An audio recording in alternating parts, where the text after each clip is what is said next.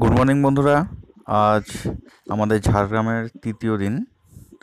আজ আমরা ঝাড়গ্রাম থেকে বাঁকুড়ার যেমন মুকুটমণিপুর, তারপরে ঘাগড়া ওয়াটারফলস, ঝিলিমিলি, এইসব জায়গাগুলো আজ ঘুরে দেখব। এখন আমরা যাচ্ছি ঘাগড়া ওয়াটারফলসের দিকে। রাস্তাটা দেখতে পাচ্ছেন, সম্পূর্ণ মাটির রাস্তা। মাটির বললে ভুল হবে, এটা অ্যাকচুয়ালি পাথরের রাস্তা, লাল মাটি আর পাথর মেশানো রাস্তা, এবং জঙ্গলের ভেতর দিয়ে এই ঘাগড়া ওয়াটারফলসে যেতে হয়।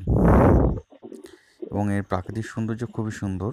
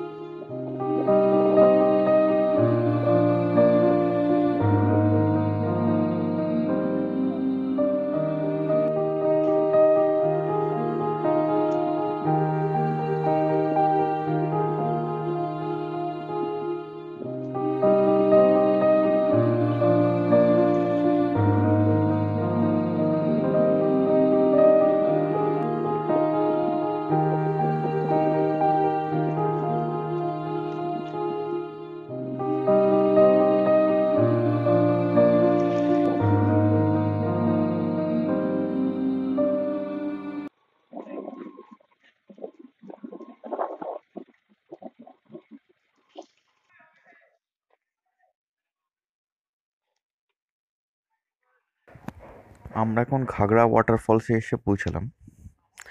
এই দেখছেন যে এটা হচ্ছে ঘাগড়া ওয়াটারফলসের নিচের দিকের জায়গাটা।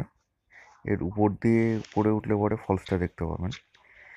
এবং এখানে আমরা বেশ ঘন্টাখানেক থাকবো বলেই প্ল্যান আছে। এটা হচ্ছে ফলসের জলাধারটা, এবং ওই যে দেখা যাচ্ছে ওটা হচ্ছে ফলসটা, ওখানেই আছে। আমরা ওখানে গিয়ে এবার ফলসটাকে দেখবো।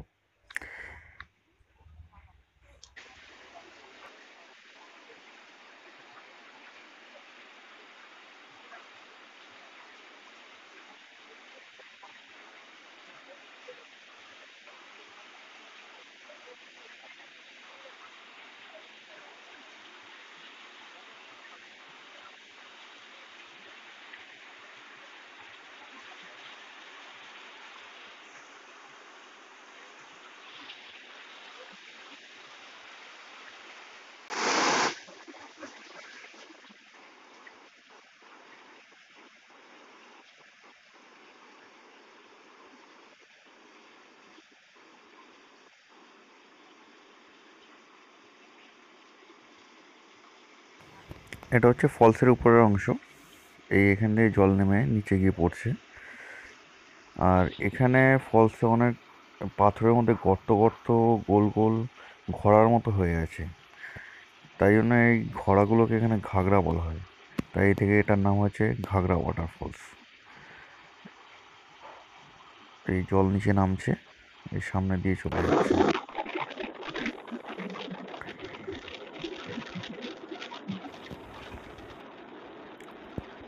ঘাগড়া ওয়াটারফলস দেখা হয়ে গেল আমাদের।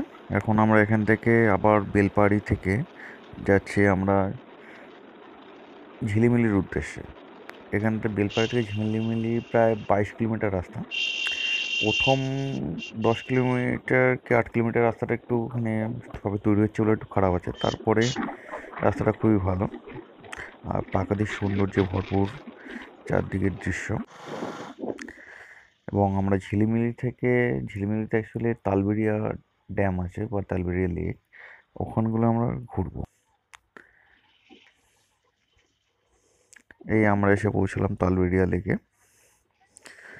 এখানে এমনি সাধারণ লোকে শীতকালে খুব পিকনিক করে, কিন্তু এখন লকডাউন সবে খুলেছে, অতটা পর্যটকও নেই।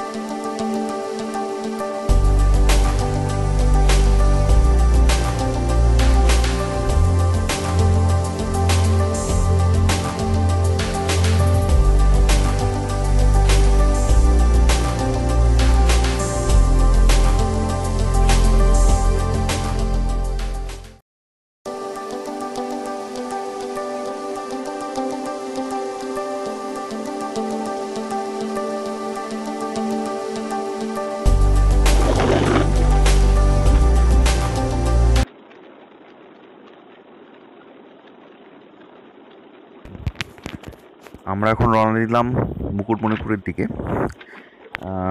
ঝিলিমিলি থেকে মুকুটমণিপুর যাওয়ার দুটো রাস্তা আছে। একটা হচ্ছে কুইলাপাল হয়ে, আর একটা হচ্ছে রানীবাঁধ হয়ে। আমরা অ্যাকচুয়ালি রানীবাঁধের রাস্তাটা নিলাম। একটু রানীবাঁধের রাস্তাটা যেতে গেলে একটু ডিস্টেন্স একটু বেশি পড়ে, কিন্তু রানীবাঁধ দিয়ে গেলে আমরা হচ্ছে সুতান ফরেস্টের ভেতর থেকে যেতে পারবো। আর এই সুতান ফরেস্ট এককালে ছিল, আপনারা সবাই জানেন, মাওবাদীদের এরিয়া। আর এই সুতান ফরেস্টের উপরটা এখন টোটাল পাহাড়ের উপরের রাস্তা। পাহাড়ের উপর দিয়ে রাস্তাটা গেছে, দেখবেন সাইডে গার্ডরেলও আছে। চালাতে খুব ভালোও লাগবে এই রাস্তা দিয়ে। তাই জন্য আমরা এই ঝিলিমিলি থেকে এই রাস্তাটাই নিলাম।